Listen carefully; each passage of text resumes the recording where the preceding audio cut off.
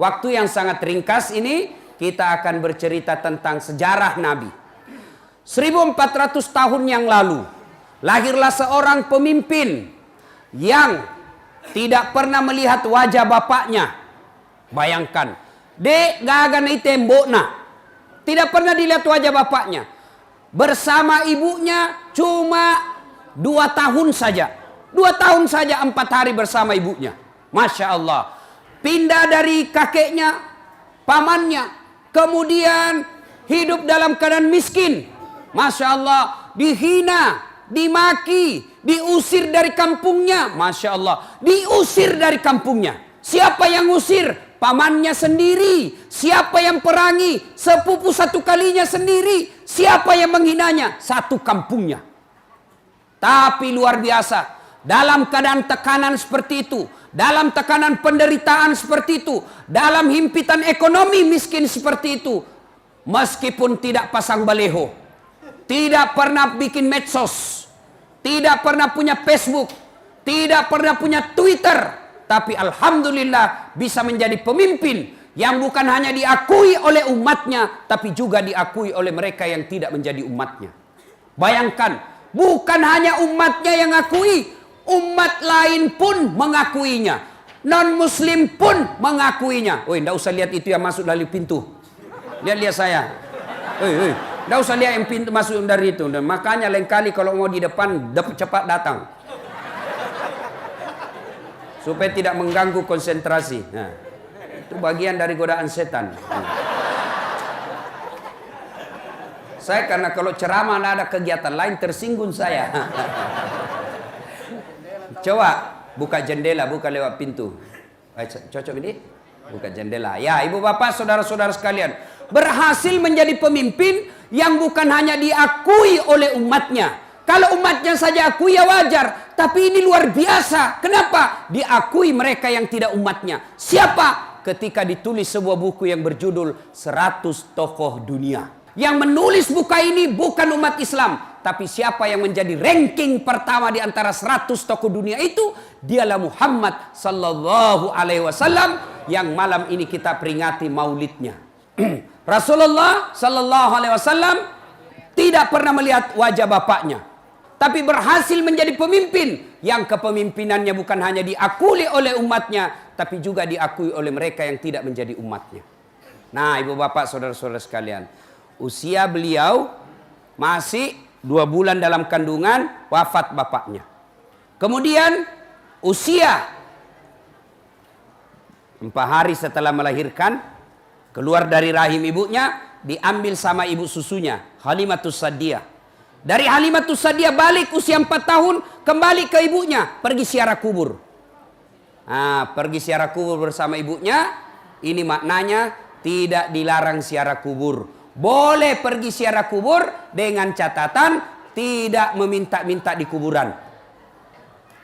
Ya, boleh ziarah kubur. Saya ulang, Islam tidak melarang ziarah kubur dengan catatan datang ziarah kubur tujuannya satu, bahwa kita betul-betul juga akan meninggal, mengingat kematian. Tujuan kedua, menghindari fitnah dunia. Apa maksudnya? Jangan sampai rumah kita mewah di Samarinda seberang. Rumah kita ada mobil parkir 3. Begitu lewat orang di kuburannya bapak kita, rumputnya tinggi, makamnya, nisannya bengkok, sudah runtuh pasirnya, sehingga menjadi fitnah dunia. Orang berkata, kasihannya ini orang meninggal, rumahnya anaknya mewahnya, bagusnya rumahnya anaknya, ternyata tidak terurus kuburannya bapaknya. Itu tujuannya ziarah kubur. Jadi jangan lagi pergi minta-minta. Biasa kita itu dulu Riolo Romai. Kalau selesai pengantin kita pakai baju kemeja putih, pakai songkok baru, pakai lipat sabde. Sama itu istrinya pergi ziarah kubur ditemani bapaknya. Baru duduk di depan kubur, nah bilang bapaknya, "Oh ambo, katu kasih anakmu pure boting, illo doang ngikasih masempo dan lekna, beleng-beleng." Kenapa ada orang mati doakan orang hidup? Orang hidup doakan orang mati. Tidak boleh orang minta-minta sama orang meninggal, itu sudah mati. Ya, Ada yang lebih parah. Dia bilang apa? Ih, ada tahu kembarnya buaya. Mana ada orang manusia kembar buaya? Kalau manusia jadi buaya darat, mungkin ada. Ya, enggak boleh itu percaya begitu ada orang kembar binatang. Enggak ada itu. Ya.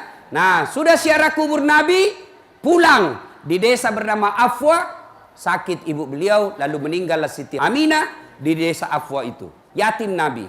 Usia Nabi yatim diambil oleh kakeknya Abdul Muttalib, usia 6 tahun. Sampai usia 8 tahun meninggal lagi, kasihan kakeknya. Coba bayangkan, tidak pernah dilihat bapaknya. Usia 6 tahun meninggal ibunya.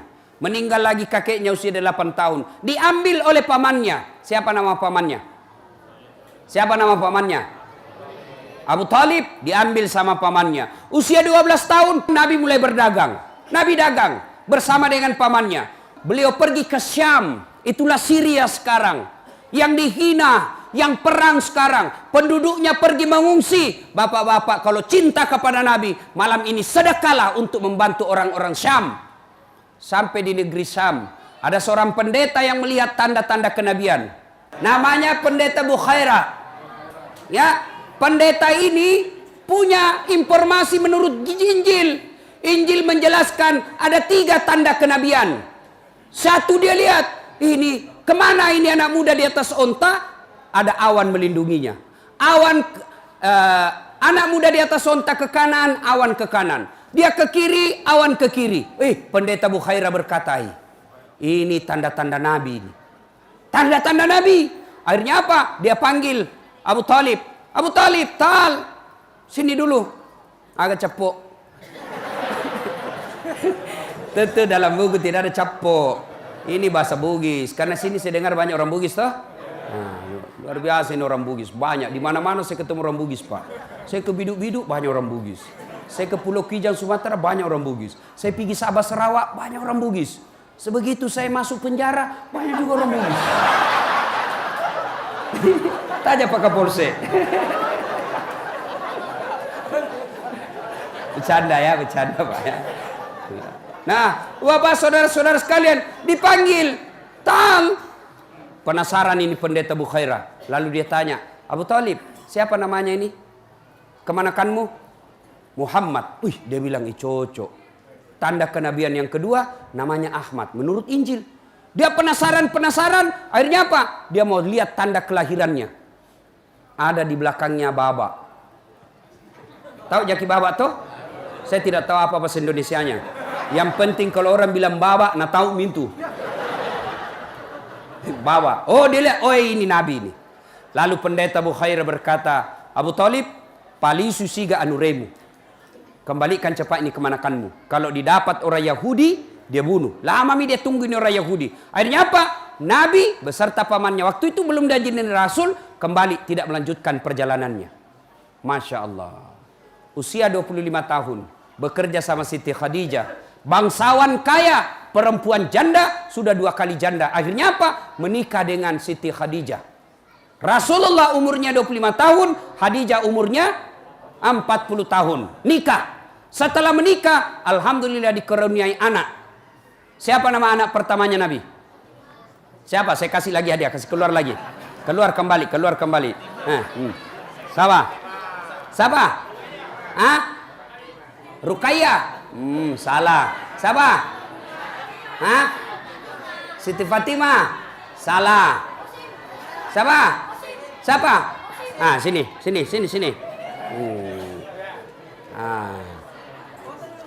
Foto cepat. Ya, sebelum jawab pertanyaannya Pak Ustadz, ada passwordnya. Siapa namanya neneknya Ustadz Dasat? Apa? Jawab memang aku. Selama uangku ini. Siapa namanya? Lain kali kalau ada begitu dek, sebut kau saja, sembarang kau sebut, belum tentu ini orang tahu, tahu juga. Siapa namanya anak pertamanya Nabi? Qasim. Qasim. Makanya Nabi juga disebut Abul Qasim, bapaknya Qasim. Hadiah. Beda tuannya Ustaz dengan uang Kapolsek? Beda rasanya, Bos. Nah, Ibu Bapak, Siapa yang tahu berapa anaknya Nabi? Berapa? Dua. Tiga. Berapa? Berapa? Angkat tangan. Siapa? Berapa? Berapa? Mana? Terlalu jauh ibu. Siapa yang tahu berapa anaknya Nabi? Anak muda ini. Berapa anaknya Nabi? Hah? Berapa? Tidak ada yang tahu. 7. Karena jauh sekali ibu tidak dapat hadiah. Hadiahnya dari Allah ya. 7 anak Nabi. Berapa laki-laki, berapa perempuan? Ayo. Siapa yang tahu? 3 laki-laki, 4 perempuan. Ambil hadiahnya. Cepat. Wih, cepat. Jangan juga lama-lama, Bapak kena syuting. Ya, berapa laki-laki? 3. Berapa perempuan? Jumlahnya? 7. Dari anak? Sebut siapa nama mamanya? Siapa nama mamanya ini yang 7 laki-laki 7 anak Rasulullah? Ya? Nama mamanya?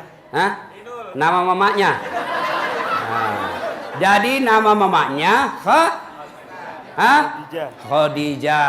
6. Yang 1 anak bungsunya dari ibunya beda dari istri beliau Rasulullah yang hadiah dari Raja Mesir. Dikasih nama anak terakhirnya namanya Ibrahim, meninggal usia 11 bulan. Silakan hadiahnya. Oke. Ya, alembo itu melampir sungakmu. Sini, monggo. Hatur nuwun.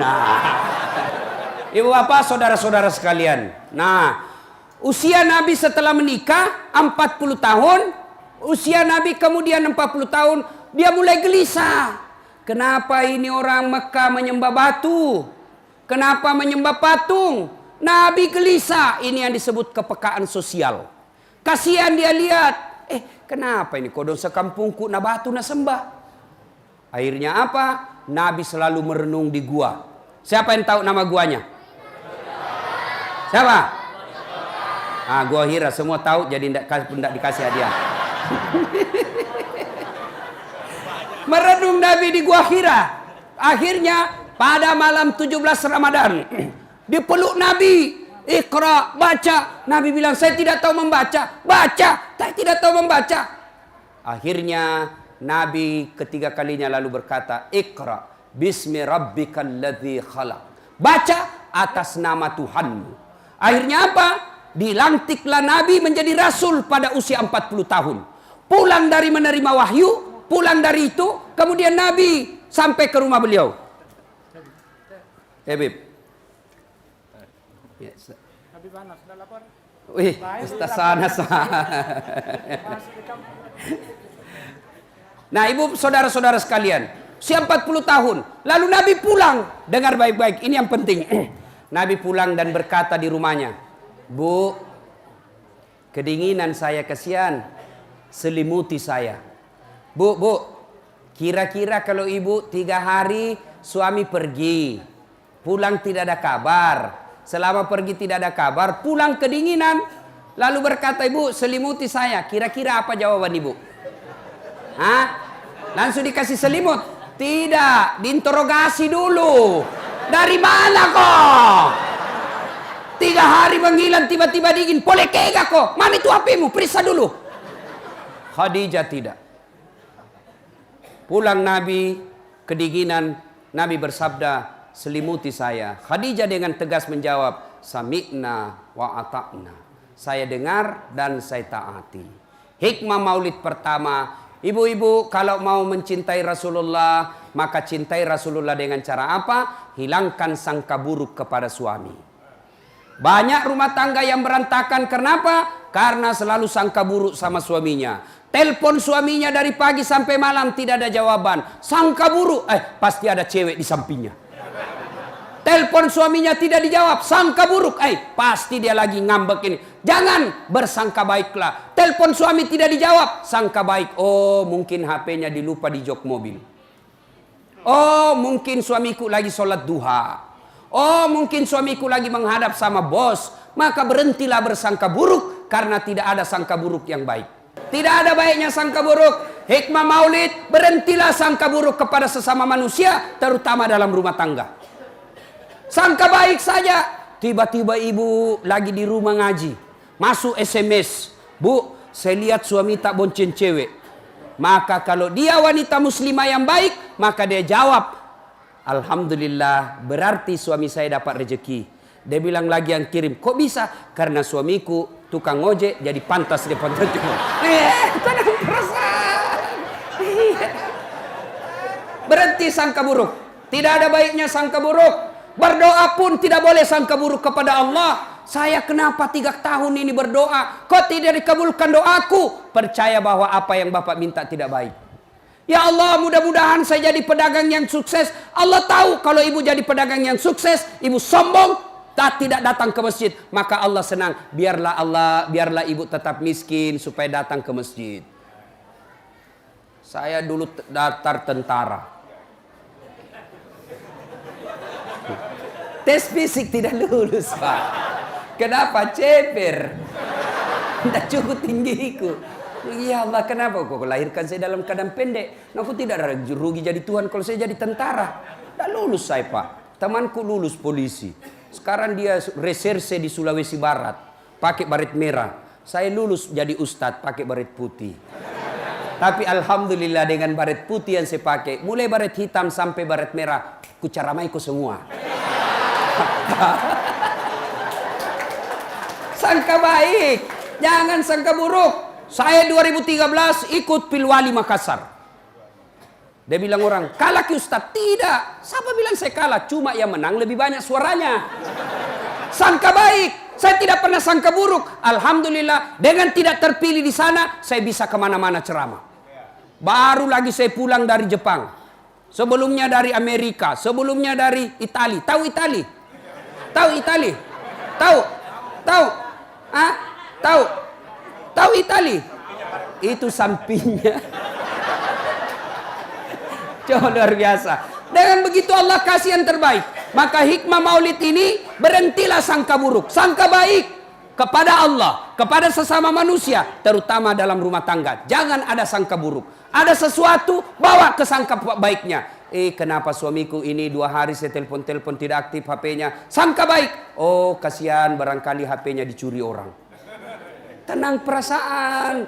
Kenapa ini orang dari tadi saya hubung-hubungi tidak ada. Oh, sangka baik. Oh, mungkin dia sibuk. Insya Allah orang yang sangka baik tidak rusak hatinya. Hati yang bersih akan baik dia punya hidup dunia akhirat. Sudah naik. Kemudian Nabi ada yang tanya. Ustadz, Nabi itu kan tidak tahu membaca. Tidak tahu menulis. Apa dia bodoh? Tidak. Tidak tahu membaca, tidak tahu menulis, tidak identik dengan bodoh. Kenapa? Banyak orang dulu, Pak, termasuk nenekku, tidak tahu membaca, tidak tahu menulis, tapi jago berdagang. Coba. Banyak orang tidak tahu menulis, tidak tahu membaca, tapi nah hafal itu uang. Nah tahu. 10.000 ini, 20.000, dia tahu. Berarti tidak tahu membaca, tidak berarti bodoh. Rasulullah tidak tahu membaca, tidak tahu menulis. Apa hikmahnya? Untuk menghindari fitnah bahwa Quran itu karya dan tulisannya Muhammad. Mereka mau menuduh bahwa Quran itu karya Muhammad, Quran itu ikilan Muhammad. Mereka tidak bisa lakukan tuduhan itu. Kenapa? Terbukti dalam sejarah Muhammad sallallahu alaihi wasallam tidak tahu membaca dan menulis. Tapi apa dia bodoh? Tidak. Mana buktinya? Pada usia beliau 36 tahun, belum jadi nabi. Terjadi pertengkaran di Mekah. Apa judul pertengkarannya? Ka'bah dipugar. Di Ka'bah itu ada batu Hajar Aswad. Hajar Aswad ini diturunkan. Selesai dipugar Ka'bah, mereka bertengkar. Kata Bani Adi, saya lebih berhak kasih naik ini batu Hajar Aswad. Kata Bani Auf, saya lebih berhak. 4 suku. Akhirnya 3 hari 3 malam tidak ada keputusan. Sampai hari ke-6 baru ada keputusan. Apa keputusannya? Begini. Besok kita lihat siapa manusia pertama yang lewat di pintu masjid. Itulah yang kita suruh untuk tunjuk siapa yang angkat ini batu. Setuju? Setuju. Akhirnya tunggu. Ternyata besok siapa yang lewat di pintu itu. Dialah Muhammad yang digelari orang Makkah Al-Amin, yang terpercaya. Oh, langsung dia bilang orang Makkah, cocok nih. Dek nana salah. Iya na cocok nih. Ini orang jujur ini, tidak pernah salah-salah bicaranya ini. Baik, ya Muhammad, kami ini ceritakan. Kami ini berhari-hari bertengkar. Tidak sepakat untuk mengangkat baju Hajar Aswad ini. Menurutmu siapa yang lebih berhak? Nabi lalu membuka serbannya. Tahu serban? Tahu serban? Dia buka serbannya. Berapa sudutnya serban? 4 sudut. Lalu Nabi buka, hamparkan serbannya. Lalu semua kepala suku yang 4. Tabe, pegang sini. Kabe, pegang sini. Tabe, pegang sini. Sama-sama kepala suku pegang 4 suku. Lalu Nabi bersabda, daripada sampean ribut, biar saya yang angkat ini batu, kasih masuk di serban. Lalu 1, 2, 3, angkat rame-rame. Selesai itu dari bilang Nabi, ayo tempel masing-masing. Pegang semua tangannya, tempel. Selesai masalah, tidak ada masalah. Ini namanya menyelesaikan konflik dengan menguntungkan semua belah. Artinya apa? Rasulullah itu cerdas, buktinya bisa mengatasi konflik tanpa ada yang merasa tersinggung. Berarti kalau kita cinta sama Nabi pada malam ini, anak tak kasih sekolah tinggi-tinggi. Ustadz, bagaimana mau sekolah Ustadz? Bapaknya hanya petani. Bapaknya petani, tapi Tuhannya bapaknya maha kaya. Jangan sampai tidak sekolah karena tidak yakin. Allah yang ngatur rezeki anak kita, bukan bapaknya. Sekolahkan anak kita. Supaya apa? Kalau umat Islam cerdas-cerdas, maka orang di luar Islam tidak berani ganggu kita. Tapi kalau kita dongo, bodoh, beleng-beleng, nah kasih bodoh-bodoh ki orang. Makanya suara tak kadangkala dibeli. Kadangkala kita salah milih pemimpin. Kenapa? Karena kita bego. Maka sekolah. Oh, luar biasa itu. Ali bin Abi Thalib. Ada 4 sahabat Nabi. 1, sahabat utama Nabi, Abu Bakar Siddiq. Beliau adalah orang yang paling bijaksana dalam berbicara dan mengambil keputusan. Yang kedua, Umar bin Khattab. Beliau adalah sahabat Nabi paling tegas, diberi gelar Al-Faruq, artinya paling hebat memisahkan antara yang batil dan yang haram, yang batil dan hak. Kemudian yang ketiga, Utsman bin Affan, tokoh muda kaya tapi dermawan membantu. Kemudian yang keempat, Ali bin Abi Thalib, anak muda yang cerdas. Dengan ilmu kau bisa dapat harta, tapi dengan harta belum tentu kau dapat ilmu. Mana contohnya Ustadz? Ada orang di kampungku kaya. Diajarlah dia membaca karena dia tidak tahu membaca.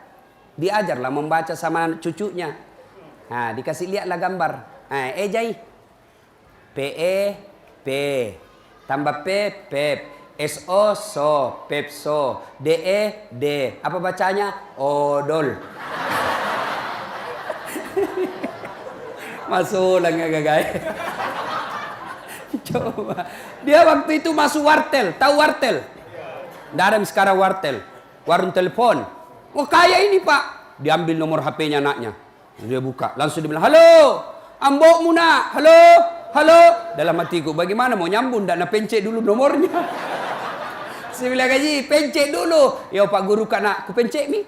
Sudah itu. Nak telepon. Halo. Ku bilang tak balik Haji. Kenapa? Yang di mulut nak simpan di telinga. Yang di telinga simpan di mulut je. Aku bilang, Haji tak balik. Langsung dia bilang lagi, loha. Oh loha. Coba.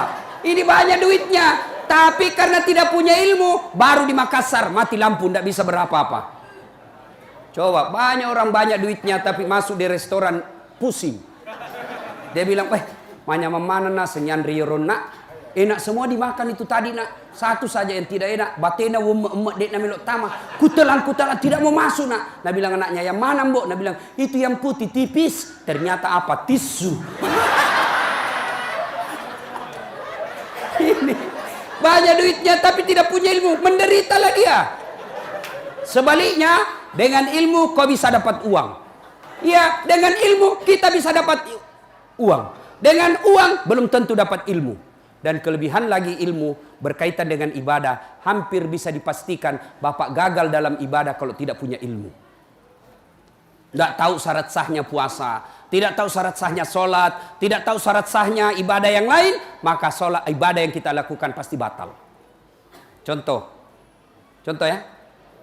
Ada orang sholat, tidak ada ilmunya. Sholat takbir, aneh-aneh takbirnya. Dia begini, Allah. Begini. Takbirnya begini. Saya bilang, kadang-kadang baik. Lain juga ilmu nak kuliah ini aja. Saya datangi, saya itu kelemahan saya. Kalau ada saya lihat aneh-aneh, saya tidak puas sebelum saya tanya. Saya tanya lah itu. Garo. Apa dia bilang, nak, saya tulis Allah. Ya kan ini coba lihat. Iya toh Allah. Oh iya toh, masuk akal. Saya bilang, siapa ajar kita? Dia bilang, nenekku. Dan aku bilang, nenekmu Nabi. Coba. Ada lagi yang takbir begini, Allah. Dia kan begini. Saya tanya apa lagi itu? Dia bilang, satu Tuhan. Oh iya masuk akal. Mana dalilnya? Tidak ada. Bisa juga saya bilang, satu istri, tetap satu. Tidak boleh. Ada lagi orang sholat, ibadah, di sampingnya orang tua, dia kasih goyang jari-jarinya. Ini anak muda tidak mau kalah, nak kasih kencang. Saya tanya, kenapa begitu? Karena ini sudah tua, Ustaz Lobek mi. Saya masih full cas, Anda boleh. Ibadah kita bisa berantakan kalau tidak punya ilmu. Dan kita beribadah dengan susah karena tidak punya ilmu. Ada pernah suatu ketika saya ceramah bahwa kalau Ramadan itu siang saja yang tidak boleh berhubungan istri, malam boleh.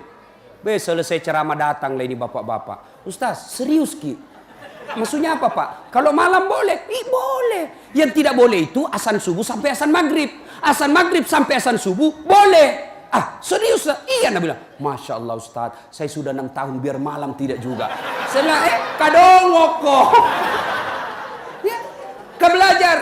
Ya, hari Jumat, berapa banyak orang nanti di akhirat tidak punya pahala Jumat. Kenapa? Karena dia datang saat khatib sudah Assalamualaikum. Dia bisa lakukan ini. Kenapa? Karena dia tidak punya ilmu. Dia datang sholat Jumat, paling terlambat datang, paling cepat pulang.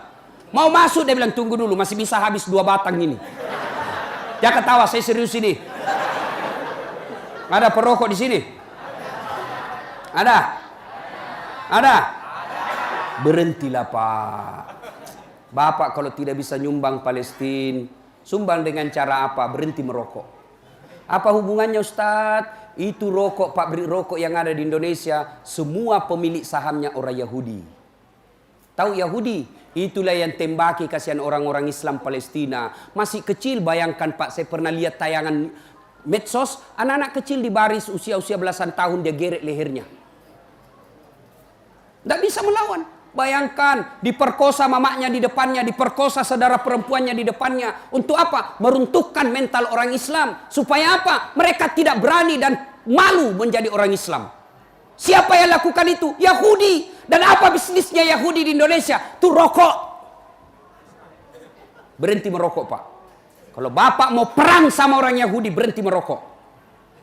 Bangkrut mereka kalau Bapak tidak merokok. Bayangkan berapa Bapak beli satu hari. Kali 1 bulan, kali 1 tahun. Dan 20% dari harga rokok yang Bapak beli langsung dikirim ke Israel untuk membantu peralatan senjata mereka. Jadi Bapak merokok, kita tembaki orang Islam itu secara tidak langsung. Berhenti merokok. Kalau tidak bisa berhenti merokok, silahkan pegang rokok. Tapi jangan kasih ketemu api. Satu itu saja kita pegang-pegang.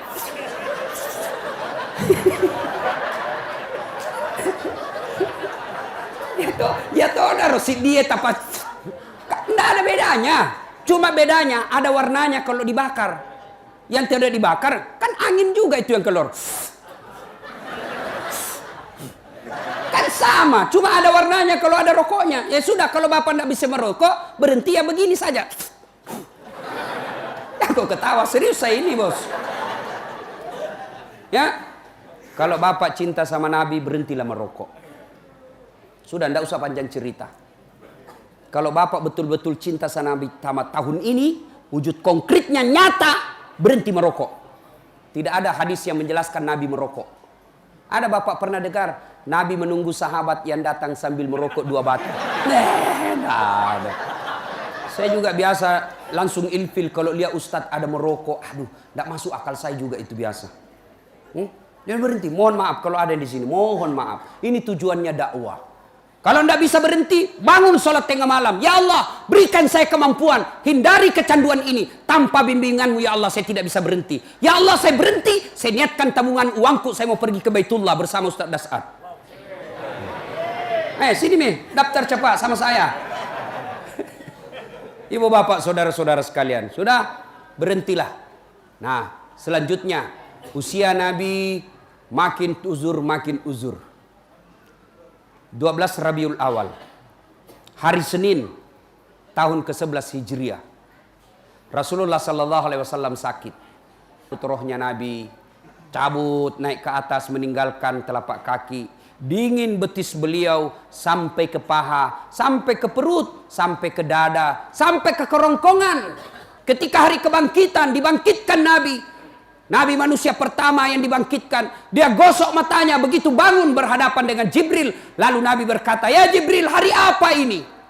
Jibril menjawab, "Ini hari kebangkitan." Kalau ini hari kebangkitan, siapa dia cari Nabi? Apa beliau cari bapaknya yang tidak pernah dilihat? Apa beliau cari keluarganya, Hasan Husain cucunya yang tersayang? Tidak. Nabi mencari, Jibril, kalau ini hari kebangkitan, aina ummati? Mana umatku? Mana umatku? Mana kasihan umatku? Masya Allah. Inilah cintanya Nabi kepada kita. Nah sekarang bagaimana cinta kita kepada Nabi? Ayo. Bagaimana cinta kita kepada Nabi? Nabi jelaskan, sepelit-pelit di antara kalian, dia dengar namaku disebut, dia tidak bersalawat kepada aku. Kita biasa dengar Nabi Muhammad salawat tidak ikhlas. Muhammad sallallahu. Apa artinya itu, bos? Nabi Muhammad sallallahu.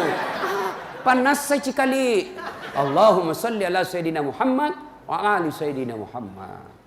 Pak, bayangkan kecintaannya Nabi kepada umatnya. Ketika beliau dilempari di Taif. Datang malaikat menawarkan bantuan. Jibril berkata, "Terlewat-lewat mana nih pak kampungnya? Keterlaluan mereka satu kampungnya Muhammad. Allah utus saya. Kau berdoa saja, saya timpakan mereka, saya hancurkan satu kampung." Mendengar ini, apa kira-kira jawaban Nabi?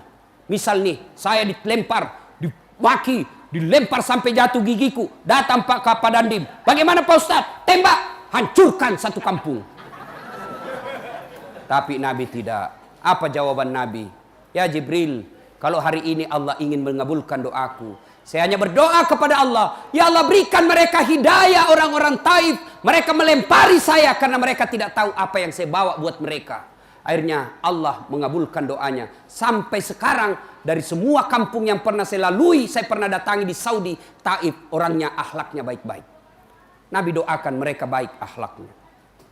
Nah, itulah cintanya Nabi kepada kita. Nah kita sekarang, mana cinta sama Nabi? Tulis saja nama Nabi kita malas. Namanya Muhammad Jabbar. Namanya Muhammad Faisal. Apa kita tulis Muhammad? Tidak, kita tulis saja M. Faisal. Apa itu M? Makan. Apa itu M? Minum. Apa itu M? Mabuk. Tidak, tulis yang lengkap. Muhammad Faisal. Jangan kau tulis-tulis ringkas itu nama Muhammad. Muhammad Faisal, M. Faisal. Atau biasa juga tulis Mu. Apa itu Mu? Marah Nabi itu kalau namanya dirusak-rusak begitu. Tulis yang lengkap. Muhammad Faisal. Lebih Faisalnya kau ringkas. Muhammad F.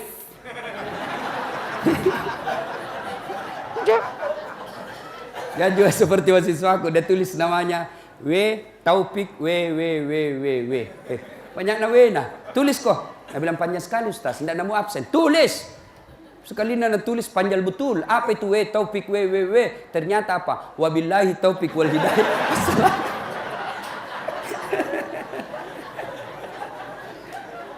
Cinta sama Nabi, ayo tulis nama dengan sebaik-baiknya. Itu bagian kecintaan kepada Nabi. Dengar nama Nabi disebut, selawat kepada Nabi. Nah ini lagi cinta kepada Nabi. Mohon maaf kalau ada bisnis begini. Apa itu? Prawedding. Foto-foto sebelum menikah. Itu ajaran dari Taiwan. Apa itu foto prawedding? Belum paku menikah, belum halal, kau sudah pergi baku peluk-peluk. Nah dek pengusaha.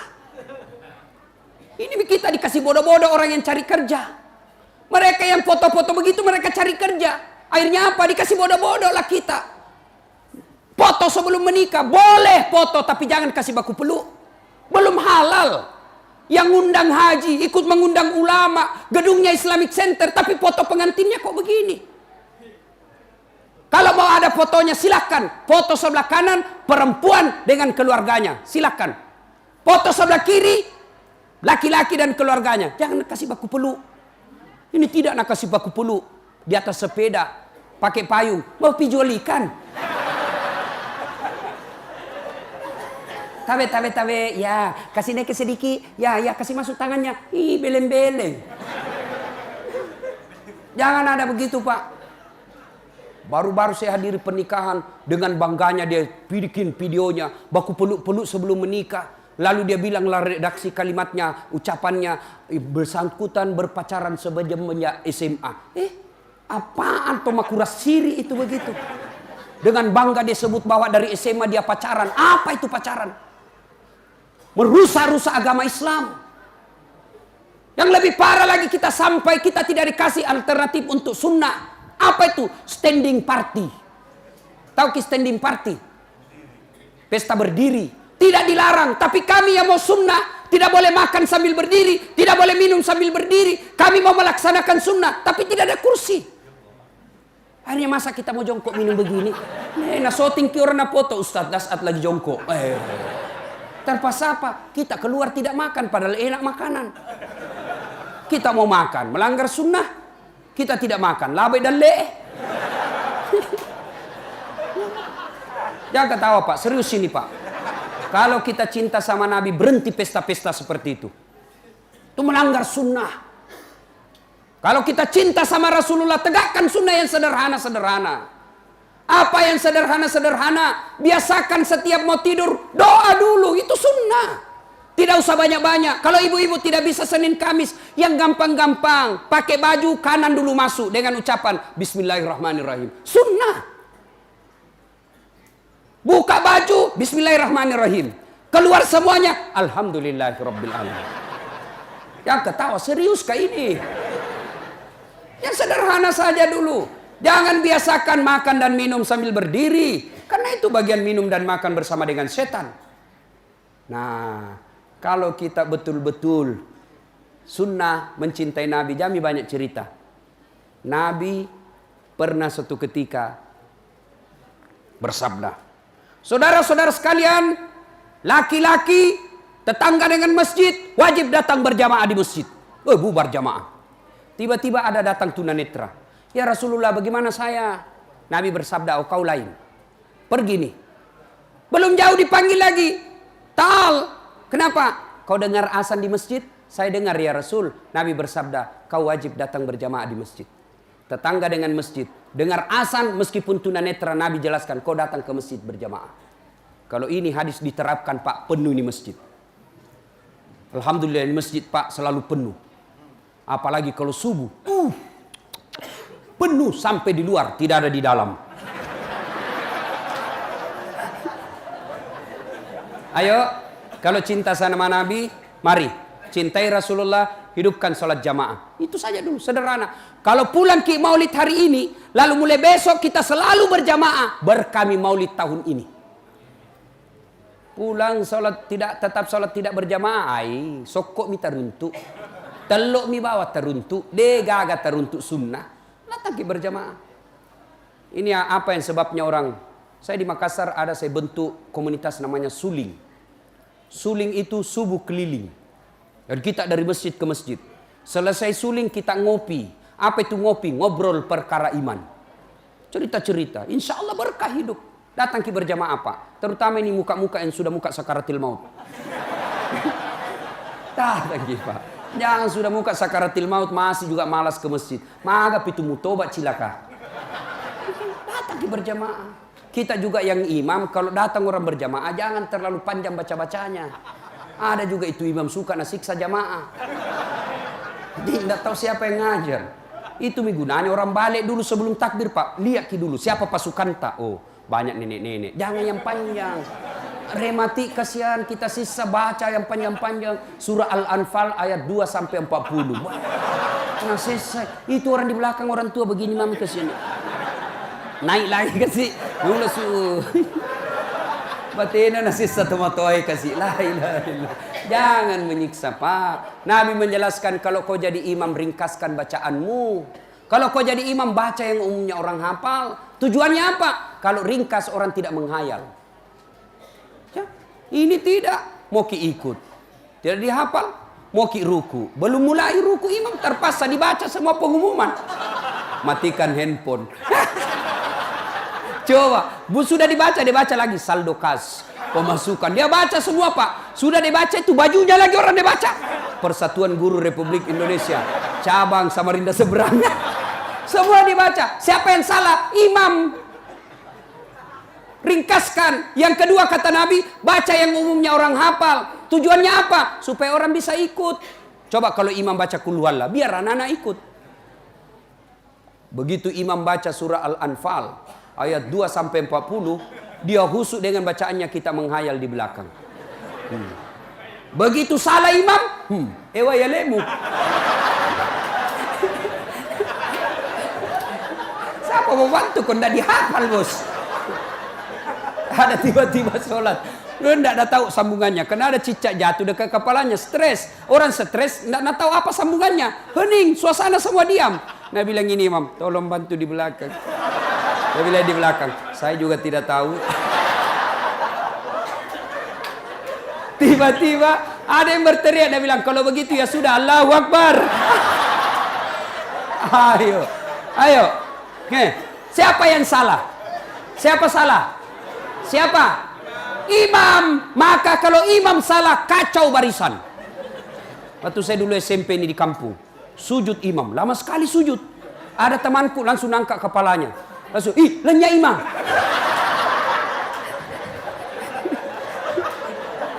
Ternyata imam hilang, Pak, di depan. Bagaimana enggak kacau? Kacau jamaah satu masjid. Langsung saya pergi tanya, Pak Imam, maka tak saling beri jamaah? Metukan lah. Dan kentut saya bilang, lain kali Pak Imam kalau kentut, angkat dulu kepalanya jamaah supaya dia lihat pergi. Dia bilang, watung kena masiri kairita. Kacau salat. Yuk, siapa yang salah? Siapa salah? Imam. Kalau makmum kentut, jamaah tetap jalan. Kalau jamaah rusak wudunya, jamaah tetap jalan. Tapi kalau imam salah, kacau jamaah. Maka hati-hati milih imam. 2019 kita milih imam. Hati-hati milih imam. Bapak salah milih imam, Bapak menderita. Kalau jadi makmum, orang bodoh boleh jadi makmum. Menurut fikih, orang gila boleh jadi makmum. Anak-anak boleh jadi makmum. Doktor boleh jadi makmum. Insinyur boleh jadi makmum. Petani boleh jadi makmum. Tapi imam hati-hati.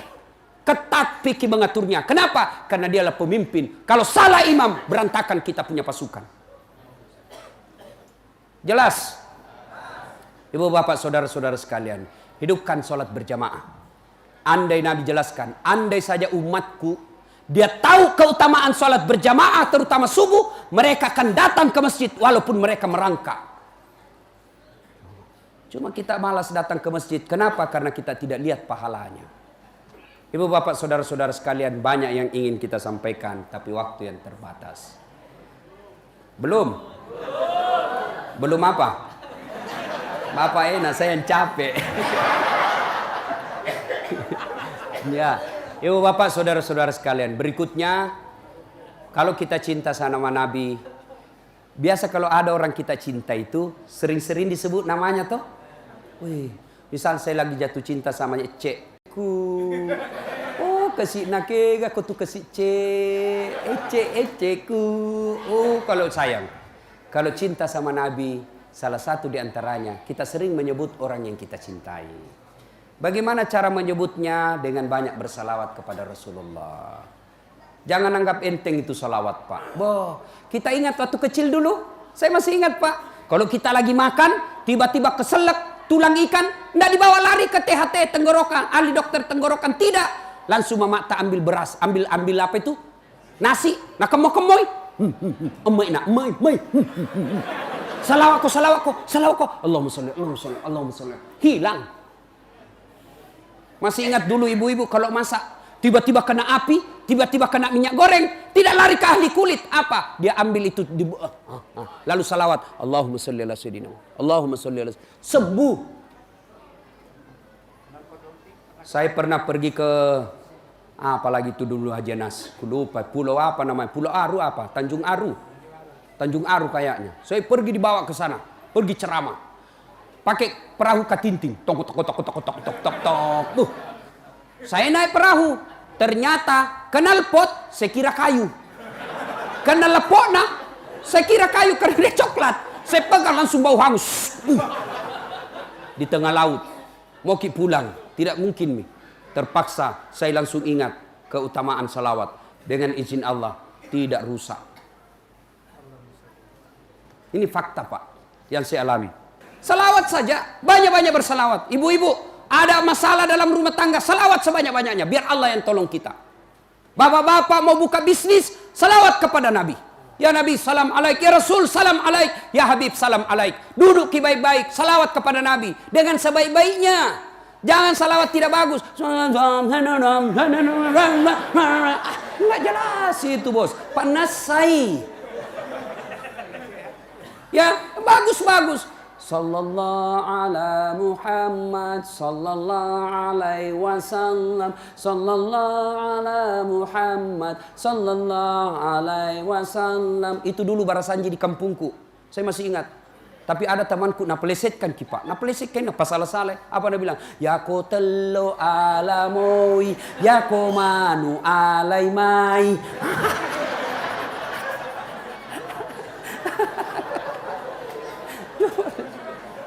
Ayo, banyak-banyak bersalawat, Pak. Coba. Adik-adik, oh ini. Ini yang saya alami. Saya ujian S3. Itu orang ujian di universitas tempat saya kuliah paling cepat 3 jam. Cepat 3 jam.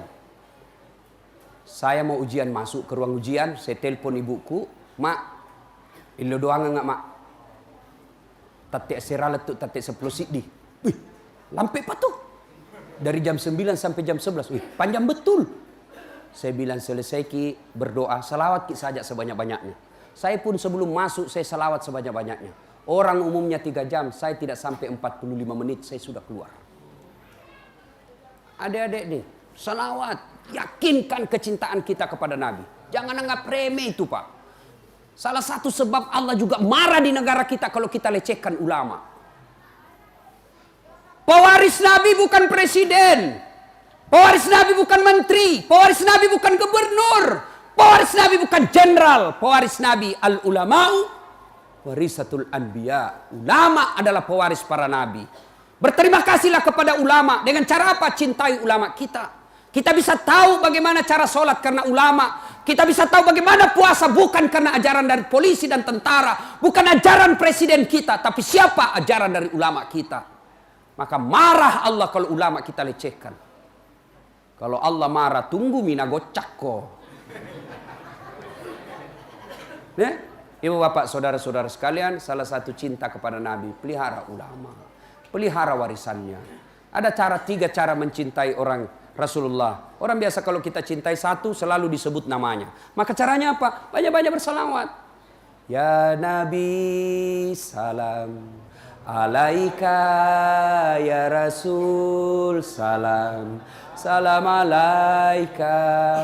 Ya Habib salam alaika, salawatullah alaika. Itu model orang-orang tua yang syahdu. Kalau model anak muda milenial lagi jogging, salawat. Salatullah salamullah ala toha rasulillah, salatullah salamullah ala yasin habibillah. Itu gaya-gaya anak muda. Gaya-gaya tempo dulu. Salatullah salamullah sambil bikin pisang goreng. Ala toha rasulillah salatullah. Itu salah satu wujud kecintaan kepada Nabi. Bayangkan. Coba maki bedek. Pernah ki dengar ayat bahwa Allah juga sholat? Pernah ki dengar ayat Allah ikut puasa? Pernah dengar ayat Allah ikut haji? Tidak. Tapi ketika Allah perintah kita sholawat, innallaha wa malaikatahu yusalluna ala nabi. Allah dan para malaikatnya pun ikut bersalawat kepada Rasulullah Muhammad sallallahu alaihi wasallam. Kalau kita cinta kepada Nabi dan Rasul, mulai hari ini tingkatkan kecintaan itu dengan cara apa? Memperbanyak salawat. Imam Al-Ghazali dalam kitabnya Ihya'ul Ulumuddin mengajarkan sebuah zikir sepekan. Salah satu isi dari zikir sepekan itu, ada satu hari kita bersalawat kepada Nabi paling kurang 1000 kali. Ibu bapak saudara-saudara sekalian, inilah tausiah kita pada taklim kita kali ini. Mudah-mudahan ada manfaat. Kalau ibu bapak masih mau mendengar ceramah saya, gampang sekali. Silakan ambil aplikasi handphonenya, buka aplikasi YouTube, tag YouTube, tulis nama Das'at Latif. Keluar itu ceramahku banyak, sampai ratusan. Silakan ibu cari judul. Cara mendidik anak ada, kewajiban suami kepada istri, kewajiban istri kepada macam-macam. Silakan. Sudah itu kasih tanda begini. Ini ya. Jangan begini. Kalau kau kasih begini, nah cari kau malaikat nanti. Mana itu yang tidak suka dakwah. Kalau tidak suka, jangan kasih begini. Tidak usah begini, jangan juga kasih begini kita, bos. Ya, sudah, jangan. Yang paling penting lagi komen sedikit. Hebat Ustadz. Lebih bagus lagi, like and share. Tambah hebat lagi, subscribe. Itu yang panjang-panjang. Mau yang pendek-pendek namanya cersi. Ceramah singkat, 1 menit. Apa itu? Silakan follow saya di Instagram. Tulis nama saya Das'at Latif 1212. Das'at, D-A-S-A-D. Das'at Latif 1212. Keluar itu ceramahku yang ratusan, 1 menit. 1 menit. Sudah mi Ustaz, ku cek, tidak mau ya Ustaz. Berarti tidak ada kuotamu sotak.